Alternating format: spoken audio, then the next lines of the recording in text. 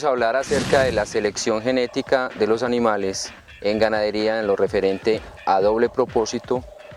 En ganadería vemos animales como este, que es el GIR, un animal que está destinado a doble propósito.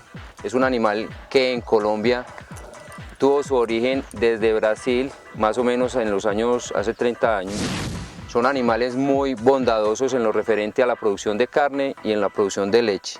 Se adaptan fácilmente a altas temperaturas, soportando incluso hasta 37 grados centígrados y soporta pisos de bajo y alto nivel, como son los 1500, 1600 sobre el nivel del mar. Si pretendemos hacer una selección genética en lo referente a estos animales en doble propósito, fueron precisamente diseñados por su bondad para la ganadería doble propósito de los pequeños y los medianos productores en carne y leche. Estos animales tienen la particularidad no solamente de producir muy buena cantidad de carne, sino también de dar muy buena alzada y resistencia a estos animales. Si vamos a hacer una selección genética, hay que mirarlo desde el punto de vista fenotípico y genotípico, cosas que se pueden transferir a su propia descendencia, como son la rusticidad que enmarca a estos animales, la gran producción de leche, como habíamos mencionado antes, y sobre todo la conformación. Si vamos a hacer una selección genética, la podemos hacer por varios aspectos.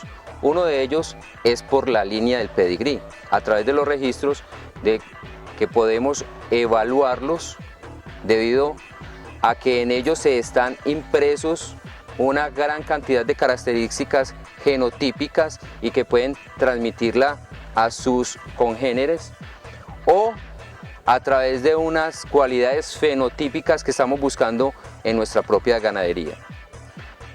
Si vamos a estudiar las características que debe tener un animal como el GIR, debemos de estar pensando en la profundidad del animal, en la amplitud del pecho y en la alzada.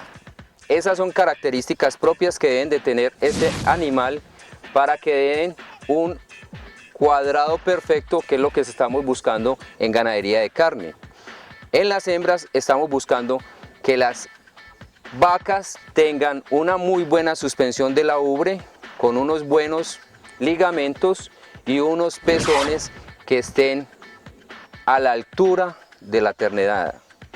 Si vamos a mirar entonces en la línea de carne, vamos a observar en el lomo la alzada del animal y unos buenos calzones. La ganadería doble propósito en ningún momento va a tener muy buena proyección de calzones, pero sí va a tener una proporción más directa que la ganadería de leche. Aquí podemos observar entonces el desprendimiento de los calzones, ¿cierto? Que den gran cantidad de músculo. Esta porción es supremamente interesante en los animales de carne y en los animales de doble propósito.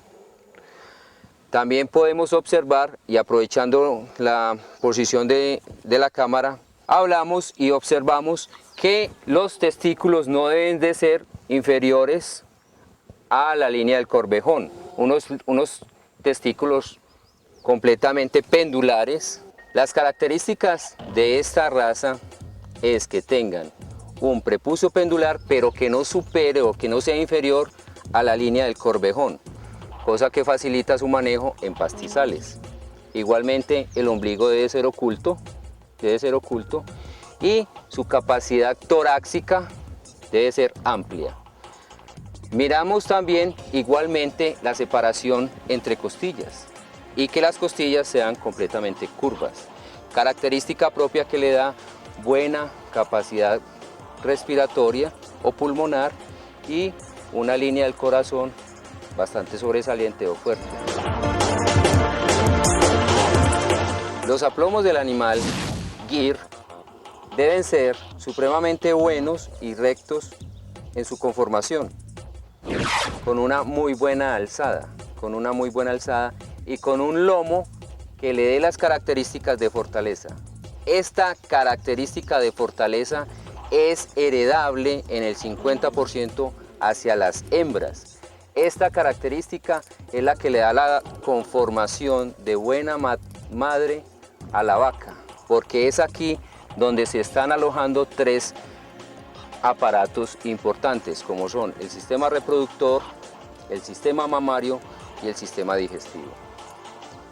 Estas características también son evaluadas con las tuberosidades,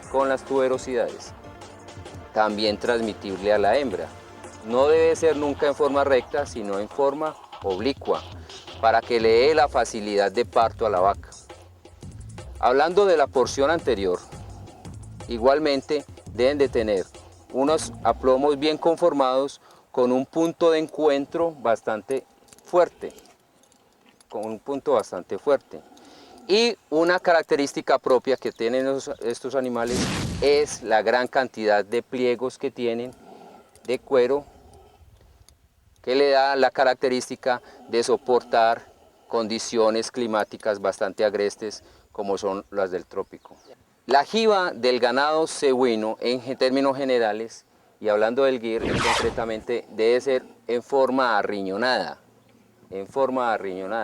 No debe ser completamente caído hacia uno de los dos extremos, pero sí debe tener una conformación propia que le dé la fortaleza al animal.